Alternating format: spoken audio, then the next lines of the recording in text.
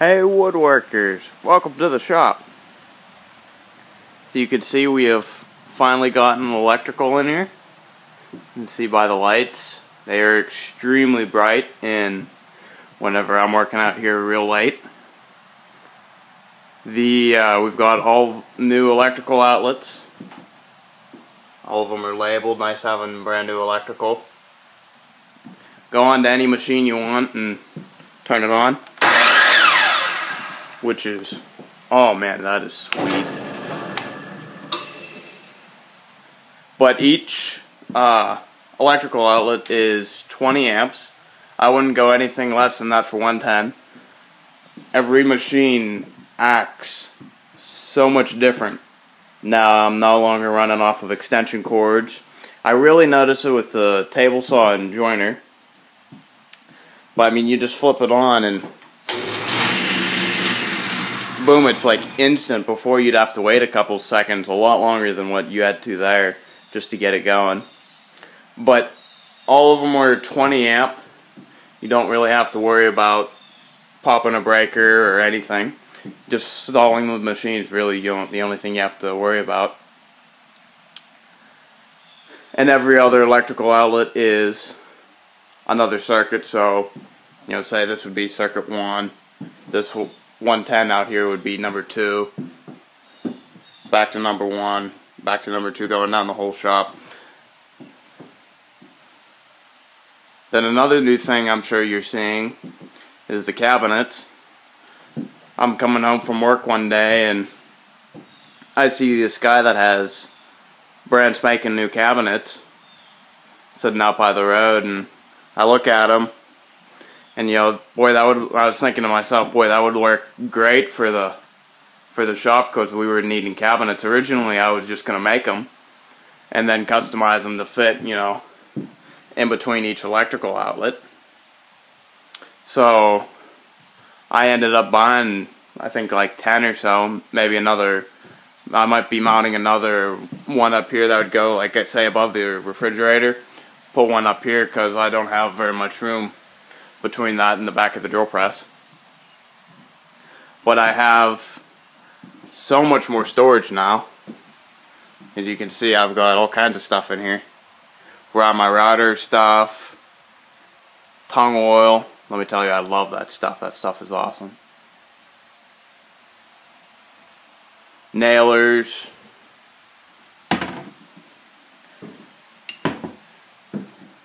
You know, I've filled up quite a number. Now I have each cabinet set up for each machine, and you know, stuff I need for the table saw right here at this cabinet.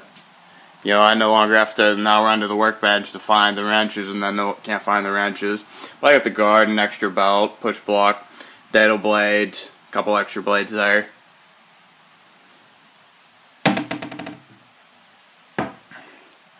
Being that we have electrical in here now, we got couple set of 220 outlets. I finally got the new planer in here, and let me tell you, this thing is sweet.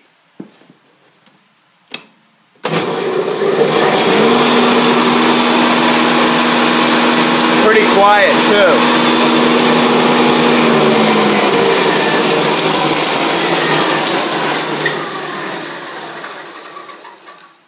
Kind of shakes, rattles, and rolls. Got it off of Craigslist. It's a Foley bell saw planer molder. I've got all kinds of heads for it, cast iron table. It's got a big 5 horsepower motor underneath it. Thing is huge.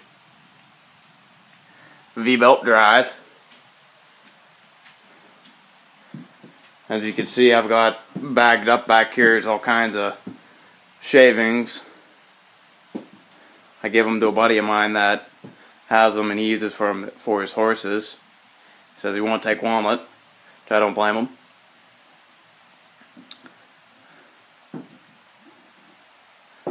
So since now we have cabinets in here, the next big thing we're going to do would be running dust collection. And this is my dust collection unit. The Delta 1 horsepower.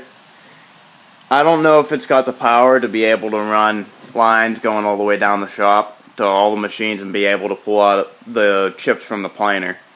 I hope it does, but I don't know. It only has, I think, like 650 CFM.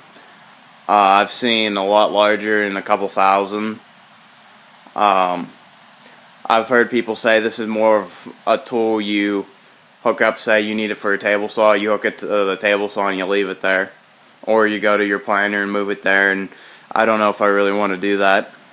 I already have a barrel in the back for... Let me move the radio here for a second. For like a separator, almost like a cyclone separator. It's from Rockler. You can see they do two different ports, and then your the bigger chips and stuff will go down to the bottom, but all the fine stuff will then go into the dust collector. With that, you do lose a little bit of suction. I definitely notice a difference coming right out of the hose here than on the second port whenever you hook this hose up to this. But I'm thinking for dust collection, why would I run the lines all the way up across the top and then drop each one down to each tool that I need?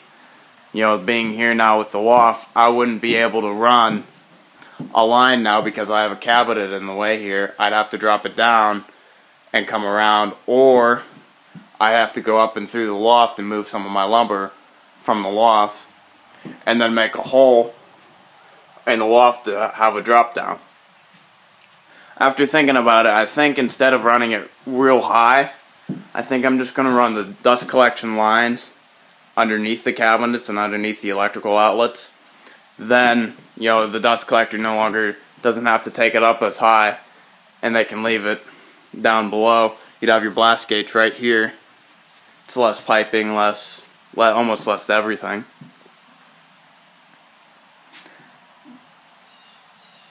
I'm thinking probably PVC piping, I think, and then if you are running PVC piping, make sure you ground it.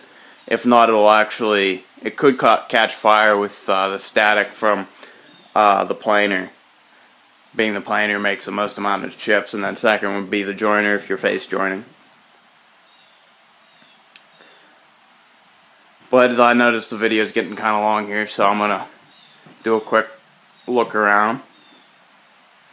As you can see, I have redone my lathe. I'll be doing a video on that. I'm waiting on a belt for it, but I'll do a video on that.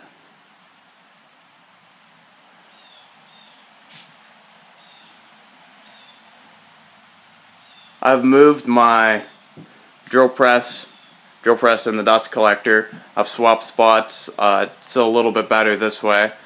That's about the only shop arrangement I have done different. Other than that, I like this shop arrangement pretty good. I can use almost every tool just where it is, except for maybe the planer and the joiner. If I'm running long stuff through it, I can run about 4 feet between it hits the table saw fence and that, and then because of the bandsaw in the back for whenever you're running the boards through. Oh, and one quick thing about the planer.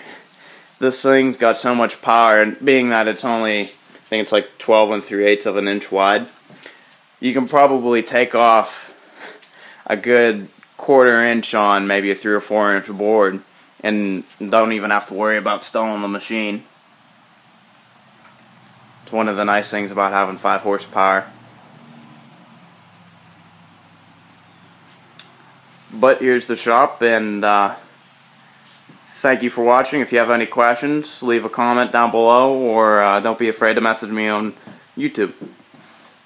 Thanks for watching.